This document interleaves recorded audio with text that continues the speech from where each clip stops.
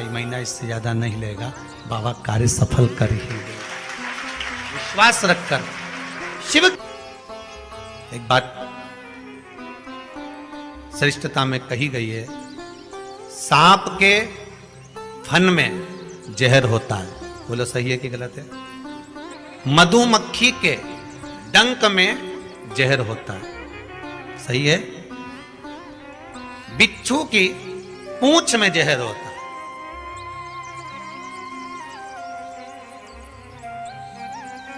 पर मनुष्य जो छल करने वाला होता है, कपट करने वाला होता है, एक दूसरे को धोखा देने वाला, झूठ बोलने वाला, छल करने वाला जो होता है, उसके तो रोम रोम में जहर होता है। कब कहां से डसेगा मालूम ही नहीं पड़ पाएगा। पर सांप को तो पहचान कर कह दोगे कि ये काटने वाला है। बोलो सही है कि गलत है? बिच्छू को देखकर डर जाओगे कि ये काटने वाला है। मधुमक्खी का डंक देखकर डर जाओगे कि मधुमक्खी काटने वाली है। इंसान को कैसे पहचानोगे कि यह काटने वाला है? मनुष्य को कैसे पहचानोगे कि यह काटेगा?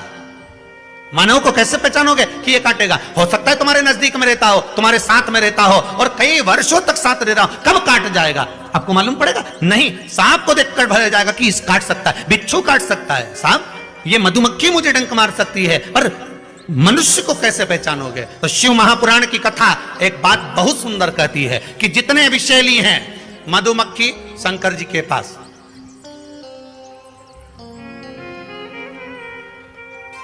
शिव जी का नाम एक धूमवान है। क्या नाम है? धूमवान। माता पार्वती का नाम एक धूमावती, जिनके पास में मधुमक्खी ढेर, पूरे शरीर के आसपास में मधुमक्खी मधुमक्खी है, धूमावती के। शिव जी के गले में सर्प, वो भी विषैला, कानों में बिच्छू, वो भी विषैला। हम कैसे पहचानेंगे कि ये व्यक्ति विषैला है, ये हमको धोखा देगा, ये कपट करेगा, ये छल करेगा, ये झूठ बोलेगा, ये प्रपंच करेगा? कैसे पहचानेंगे? शिव महापुराण की कथा कहती है हमें पहचानना नहीं है। सांप डसेगा, ये उसका काम है। मधुमक्खी काटेगी, डंक मारेगी, ये उसका काम है। बिच्छू डंक मारेगा, ये उसका काम है। और मनुष्य हमको छलेगा, झूठ बोलेगा, कपट करेगा, हमारे साथ धोखा करेगा, ये उसका काम है। पर एक बात याद रखना, सांप का जहर उतारने वाले का नंबर अपने पास रख लो। काटेगा तुरंत उसके पास पहुंच जाना, फोन लगा के मैं आ रहा हूं, काट खाया। बिच्छू काटे, बिच्छू वाले का नंबर अपने पास रख लो, जैसे ही काटे तुरंत उसके पास पहुंच जाओ। मधुमक्खी काटे तुरंत उसके पास पहुंच जाओ। उसी तरह मनुष्य जब काटे तो श्री शिवाय नमस्तुभ्यम मंत्र याद रखना, बस जहर उतर जाए। शिव है, औघड़ी है, दयालु है, दातार है, कृपा का सागर है। महाराज, ऐसा कोई कार्य नहीं जो बाबा नहीं करता। एक बात अपने ध्यान में रखिएगा, जिस समय पर आपको लगे कि कोई समस्या बहुत बड़ी आके खड़ी हो गई है, और बहुत बड़ी समस्या, और आपकी दृष्टि में लग रहा है कि आपको ये समस्या बहुत बड़ी है, आपकी दृष्टि में आपको ऐसा महसूस हो रहा है कि ये समस्या बहुत बड़ी है और इसका कोई हल नहीं निकल रहा, सब जगह से होकर आ गए, हर जगह जाकर निवेदन कर लिया, विनती कर ली, और वो समस्या आपको लगता है कि बहुत बड़ी है, तो शिव महापुराण की कथा कहती है, महाराज बेलपत्री के पेड़ के नीचे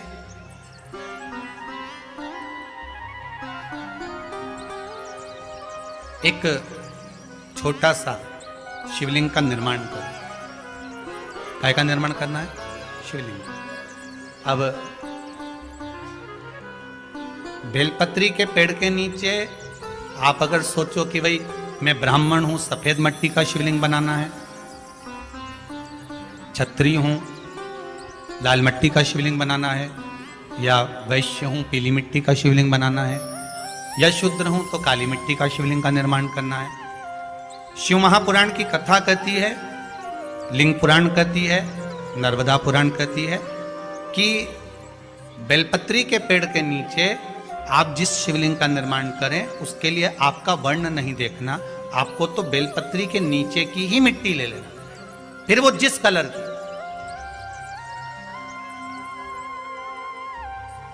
हाँ, अगर आप घर में शिवलिंग का निर्माण कर रहे हो तो आपको वर्ण देखकर मिट्टी लेना है कि हम ब्राह्मण है तो सफेद मिट्टी का शिवलिंग बना ले, वैश्य है पीली मिट्टी का बना ले, क्षत्रिय है लाल मिट्टी का बना ले, शूद्र है तो काली मिट्टी का बना ले। पर अगर कोई समस्या बड़ी विकट है और आपको लगता है कि इसका कोई हल नजर नहीं आ रहा, इसका कोई हल ही नहीं दिख रहा है, और ऐसा लग रहा है कि ये उलझते जा रही है गुत्थी, अब सुलझना नहीं है, अब उलझते गए और लगे कि अब ये सुलझना नहीं है, और अब ये कोई, हमने जितनों को बोला कोई नहीं सुलझा सका, हमने बहुत सोर्स फोर्स सब लगा लिया। तब एक बेलपत्री के पेड़ के नीचे या तो सोमवार को या सोमवार की अष्टमी पड़े उस दिन या फिर प्रदोष के दिन, प्रदोष काल में, प्रदोष काल शिवलिंग का निर्माण करो।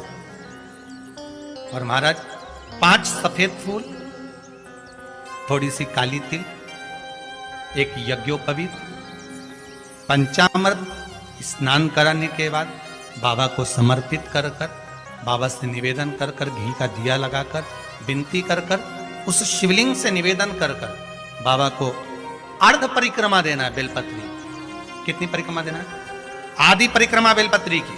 आधी परिक्रमा कैसे? जैसे शिवलिंग का निर्माण आपने यहां करा तो सामने बैठकर अगर आप उठे हो तो आधा बेलपत्र के पीछे जाना और वापस लौट कर आ जाना, पूर्ण परिक्रमा नहीं, अर्ध परिक्रमा कर कर शिवलिंग को नमन कर कर, दीप जब ठंडा हो जाए शिवलिंग को उठाकर निवेदन कर कर विश्राम कर दीजिए। उस कार्य को बोलकर शिवलिंग को जल में विसर्जन करना। कौन सा कार्य? जो सब दूर से आप हार गए और लगा कि अब इसके सिवाय कोई सार तत्व नहीं है, तब करना ये उपाय, तब करना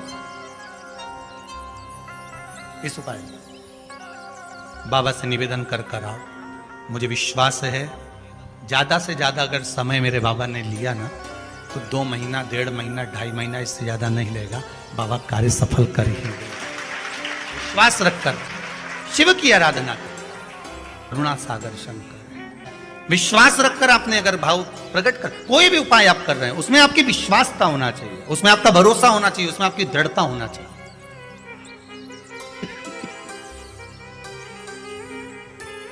और यदि विश्वास प्रबल है, प्रेम जब अनंत हो गया, रोम रोम संत हो गया। विश्वास जब दृढ़ होता है तब भगवान मिलता जरूर। आपका भरोसा अगर दृढ़ है, शिव महापुराण में वृंदा का चरित्र आता है।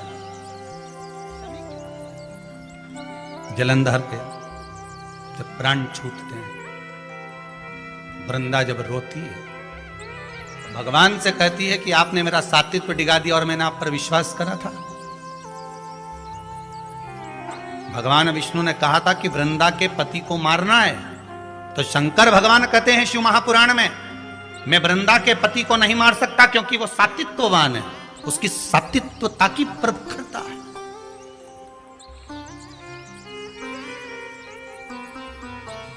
और किसी भी रूप में प्रखरता है। अगर आपकी दृढ़ता, आपका विश्वास अगर प्रबल है तो दुनिया में कौन बाल बक्का करेगा। एक माता जी की आदत थी, वो सुबह से उठती थी और जम जम के दरवाजा खोल के चिल्लाना चालू कर देती थी, जय हो भोलेनाथ, जय हो कुबेर भंडारी, जय हो महाकाल राजा, जय हो विश्वनाथ, बड़ी कृपा करी प्रभु आपने, बड़ी कृपा करी। खूब चिल्ला चिल्ला के बोले। आने वाले समय में वो एक माइक ले आई, ऐसा माइक लिए, और उसने अपने अपने मोहल्ले में 2-3 जगह ऐसे डब्बे रखे ना, इसमें के 2-3 रख दिए घर की छत पे, और वहीं से चिल्लाए जम जम के। सुबह उठे और मुंह धोया नहीं धोया और बाहर आके चिल्ला। अब इसके कारण इसके पास में एक पड़ोसी रहता था, वो कभी भगवान को नहीं मानता था, इतना दुखी हो गया, इतना दुखी हो गया जिसके कारण परेशान हो गया। ये चिल्लाना चालू करे सुबह 5:30-6 बजे से। अब वो बेचारा बड़ा दुखी, किससे कहे, और वो झगड़ा करने आए तो ये लड़ने भी बैठ जाए। और लड़े कैसी?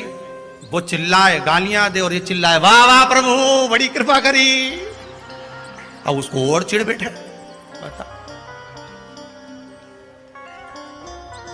भगवान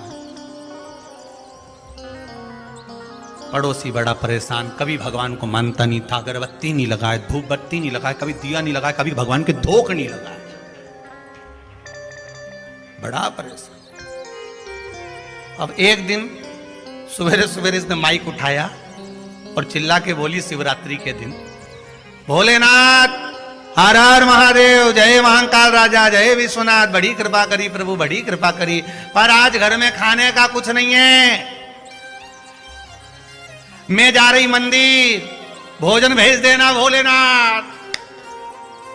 ये चली। इसके पड़ोसी ने सोचा आज इसको मजा चखाता हूं सही तरह से। वो बाजार गया, आटा चावल दाल शक्कर घी नॉन मिर्ची सब ले आया, इसके आंगन में इसके दरवाजे पर रख दिया। ये आई, इसने अंदर गई, जो देखा तो कहा दाल चावल सब्जी राई नॉन मिर्ची सब रखा था। फिर माइक लाई उठा के, फिर चिल्लाने लगी, हर हर महादेव, मारे महादेव, जय हो मेरे महाकाल राजा, जय हो मेरे काशी विश्वनाथ, जय हो मेरे कुबेर भंडारी, बड़ी कृपा कर दी, खाने का सामान भेज दिया, बड़ी कृपा करी। इतने में पड़ोसी दौड़कर आया, मूर्खों जैसी बात मत कर, कोई भगवान भगवान नहीं आया, वो तो मैं ला कर रखा, वो तो मैंने ला के रखा, तू तो भगवान से कह के गई थी, कहां का भगवान आ गया।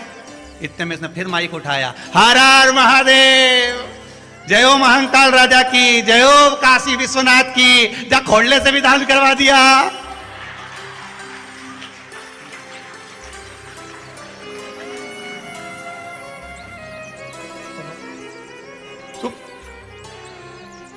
गजब, ये कभी महादेव के नहीं माने, इसे आटा चावल दिलवा दिया, बड़ी गजब कृपा कर, बड़ी गजब। उसने कहा तेरा भगवान आया था देने, मैंने रखा, मेरा जय जयकार कर। उसने कहा मैंने तो महादेव से कहा था, महादेव ने तुझे कहा, तूने लाके रखा,